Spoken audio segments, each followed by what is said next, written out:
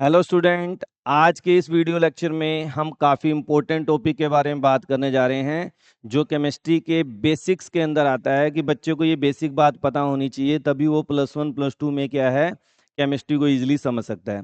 जब भी हम मेटेलिक करैक्टर की बात करते हैं, यानी कौन सा मेटल मोर रिएक्टिव है देन अदर मेटल, इस टाइप के क्वेश्चन जब आपको आते हैं तब आपको इस सीरीज की जरूरत पड़ेगी जो मैं आपको सिखाने जा रहा हूँ कि हमें कैसे पता चलेगा कौन सा मेटल ज़्यादा रिएक्टिव है। या कई बार आपने सुना होगा क्लास में टीचर कहता है कि भाई पोटाशियम सोडियम को रिप्लेस कर सकता है, सोडियम जिंक को रिप्लेस कर सकता है, मगर जिंक सोडियम को रिप्लेस नहीं कर सकता।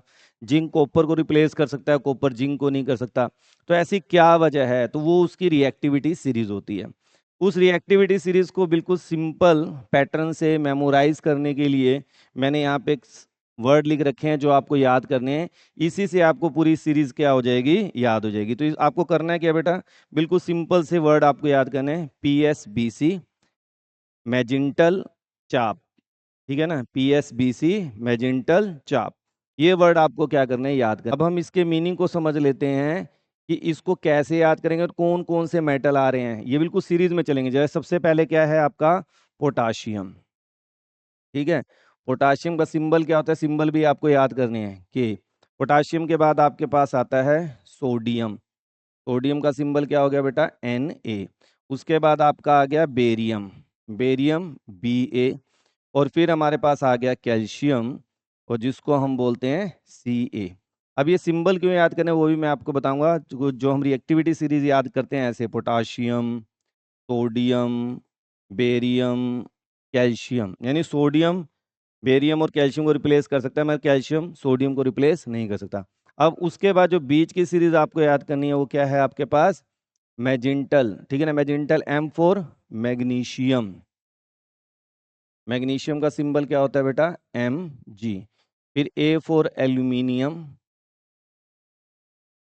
Al, ये सिंबल जरूर याद करने हैं आपने। Z4 zinc, Zn। और I4 आयरन, इसका सिंबल क्या होता है, Fe। फिर N4 निकल, इसका सिंबल क्या होता है, Ni। और T4 टिन, इसका सिंबल क्या होता है, Sn। और उसके बाद हमारे पास L आ गया लेड, और लेड का सिंबल क्या है, Pb। ठीक है। तो इस तरह से आपको इनके क्या करने हैं बेटा, नाम और सिंबल दोनों ही क्या करने हैं, याद करने हैं। आगे बात समझ आपको, इसको थोड़ा छोटा कर देते हैं, आपने लिख लिया।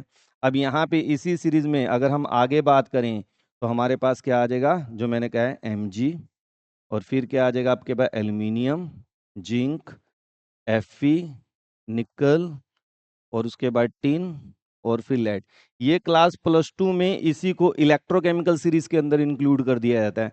तो ये टॉपिक अपने आप में बहुत ही ज़्यादा इंपॉर्टेंट है बेटा, जो आपको आना चाहिए।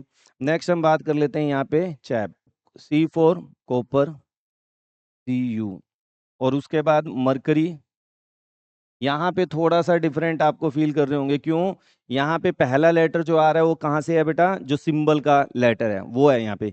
इनमें क्या है, जो आपका अल्फाबेटिक जो आपका नाम है उसके पहले लेटर हैं, इसमें बस इतना सा अंतर है। मरकरी ए, यहाँ पे आ गया सिल्वर, सिल्वर का जो सिंबल होता है वो क्या होता है, Ag। तो Ag से A आया। अगला आ गया गोल्ड, गोल्ड क्या हो गया, Au, Au से A आया। और अगला आ गया प्लेटिनम, और प्लेटिनम का Pt, यहाँ से P आ गया। ठीक है ना। तो ये आपको नाम याद करने हैं। अब उससे क्या हो जाएगा, अब यहीं पे अगर हम इस सीरीज को आगे बढ़ाएं, ठीक है, यहीं पर, तो क्या हो जाएगा, इसके बाद यहाँ पे क्या आ जाएगा स्टूडेंट, Cu। के बाद क्या आ गया, मरकरी, मरकरी के बाद क्या आ गया बेटा आपका Ag, Ag के बाद क्या आ गया Au, और Au के बाद क्या हो गया प्लेटिनम। तो ये आपकी इलेक्ट्रोकेमिकल सीरीज बन के क्या होगी, तैयार होगी। यहाँ से आपने याद कर लेना है। और यही जब आप +2 में जाएंगे तो इलेक्ट्रोकेमिकल सीरीज में भी काउंट होता है। इसमें बीच में कुछ एलिमेंट और या एंटर कर जाएंगे जो कि आपको सीरीज में इलेक्ट्रोकेमिस्ट्री के मिल जाएगा, मगर ये बेसिक हैं, यानी ये याद हो गए तो आपको समझ लो इलेक्ट्रोकेमिकल सीरीज भी जल्दी याद हो जाएगा। कुछ एनायन इंट्रोड्यूस हो जाते हैं। अब इसमें बड़ा इजीली बात है, अब जो ज्यादा रिएक्टिव है, अब मैं आपको कुछ एक्स्ट्रा बातें बता रहा हूँ जो +2 के पॉइंट से इंपॉर्टेंट होते हैं। जो ज्यादा रिएक्टिव मेटल होता है वो स्ट्रोंगर रिड्यूसिंग एजेंट होता है। यानी इस सीरीज में जो आपका पोटाशियम है, पोटाशियम है वो स्ट्रोंगर रिड्यूसिंग एजेंट है, ठीक है, इस सीरीज के अंदर, ठीक है ना। और यहाँ पे सबसे वीक रिड्यूसिंग एजेंट कौन सा है, प्लेटिनम। और ऑक्सीडाइजिंग एजेंट की बात करेंगे, प्लेटिनम क्या हो गया, ऑक्सीडाइजिंग एजेंट, और प्लेटिन और पोटाशियम क्या हो गया, वीक ऑक्सीडाइजिंग एजेंट। कई बार क्वेश्चन आता है कि भाई कौन सा मेटल स्ट्रोंगर रिड्यूसिंग एजेंट है, कौन सा मेटल ऑक्सीडाइजिंग एजेंट है, तो वो सीरीज भी आप यहीं से सीख सकते हैं कि जिस मेटल की रिएक्टिविटी ज़्यादा है, जो मेटल ज़्यादा रिएक्टिव है वो स्ट्रोंगर रिड्यूसिंग एजेंट होगा और वीक ऑक्सीडाइजिंग एजेंट होगा। तो आप ये बेसिक बातें अगर समझ लें तो अपने आप में ये काफ़ी इंपॉर्टेंट लेक्चर मैंने आपको दिया है।